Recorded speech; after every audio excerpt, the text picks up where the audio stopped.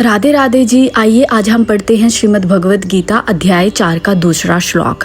और इस श्लोक में भगवान श्री कृष्ण जी अर्जुन से कहते हैं कि हे अर्जुन, इस प्रकार गुरु शिष्य परंपरा से प्राप्त इस योग को राजर्षियों ने जाना था, लेकिन लंबे समय के बीत जाने पर यह योग इस संसार से लगभग लुप्त हो गया। सरल व्याख्या अब हम समझते हैं इस श्लोक की। सबसे पहले तो परंपरा से ज्ञान सुरक्षित रहता है। भगवान श्री कृष्ण बताते हैं कि यह दिव्य ज्ञान गुरु से शिष्य तक पहुंचता रहा, इसी परंपरा के कारण यह ज्ञान सुरक्षित रहा। दूसरा, राजर्षि कौन है?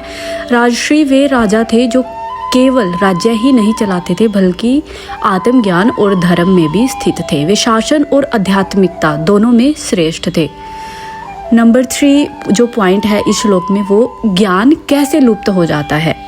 भगवान कहते हैं कि समय के साथ जब लोग इस ज्ञान का पालन करना छोड़ देते हैं तो उसका वास्तविक अर्थ खो जाता है। इसीलिए इस योग को फिर से समझाने की आवश्यकता पड़ती है।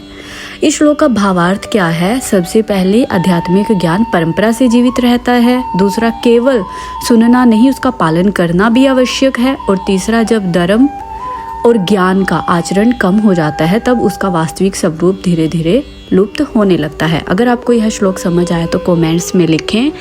Radhe Radhe. Thanks for watching.